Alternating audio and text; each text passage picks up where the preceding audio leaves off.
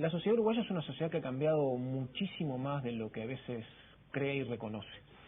En un proceso de muy larga duración, estamos hablando de décadas de transformaciones sociales muy profundas, que tocan de hecho prácticamente todos los aspectos de la vida social, lo que tiene que ver con su perfil demográfico, su estructura de descomposición social, y ni que hablar que también en cuanto a sus niveles de violencia, criminalidad e inseguridad.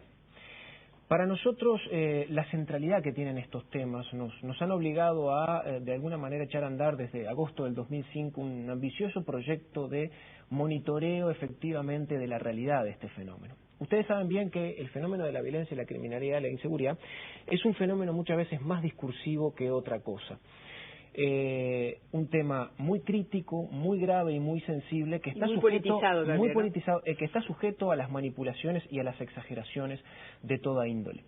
Entonces, nosotros en este libro lo que hacemos es, de alguna forma, sistematizar o sintetizar esfuerzos de investigación en estos años, reconociendo las fortalezas, reconociendo las debilidades que todavía le queda, porque este es un país que ha retrasado enormemente todos sus sistemas de medición. Para ser un poquito más claro, ¿cuánto hay de delito y cómo cambia el delito o los niveles de violencia o los tipos de violencia en el Uruguay? Porque es muy fácil decir aumenta, aumenta exponencialmente, aumenta groseramente, pero muchas veces no tenemos parámetros y no sabemos con relación a qué aumenta el delito. Por sensación térmica se dice, ¿no? Por sensación térmica, sin duda, y sobre todo cuando los medios de comunicación colocan las representaciones sobre la violencia en el espacio público exclusivamente, en sectores vulnerables exclusivamente, que involucran solo a jóvenes y adolescentes, que por supuesto los involucran. Muchas veces nos perdemos de vista otras aristas de la realidad, otros componentes igualmente importantes, igualmente críticos. Y yo quiero mencionar dos que en el Uruguay, a mi juicio, quizás serían tres, que en el Uruguay, a mi juicio, tienen una incidencia muy grande y que explican una buena parte de la profundidad de las inseguridades y de los temores, no solo ahora, porque hay muchos que obviamente se caen de la cuna y descubren que esto es un tema de hace 3 días, sino los temores que están arraigados desde hace muchísimo tiempo en el Uruguay. Uno es el fenómeno de la violencia doméstica.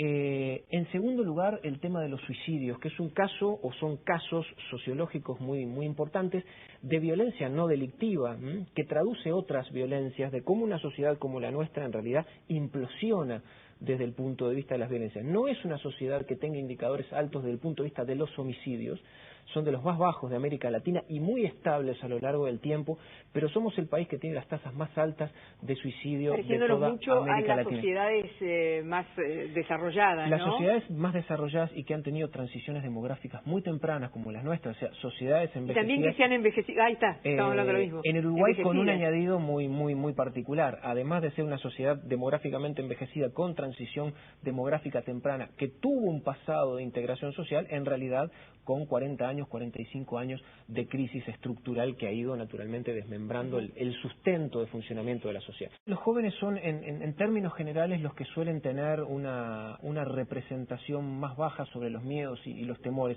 Pasa en todas las sociedades. Esta es una sociedad con miedos arraigados, con inseguridades arraigadas, porque también es una sociedad envejecida. Que un adolescente de alguna manera lo reconozca, lo que está demostrando es mucha agudeza sociológica. Evidentemente trabajaron en campo, conocen la realidad social y la realidad social más crítica y saben cuáles son las terminales nerviosas por donde los miedos se filtran.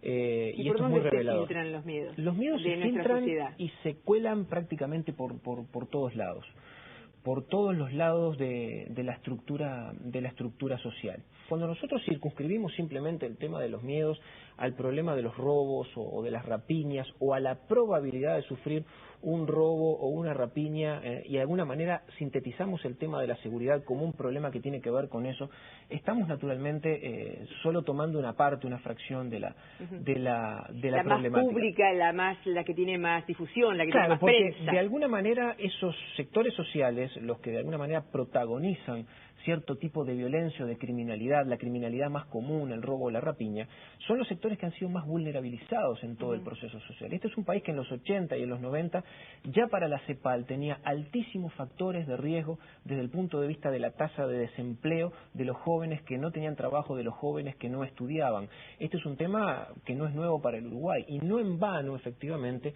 hay los niveles de violencia juvenil y sobre todo de delito contra la propiedad a nivel juvenil.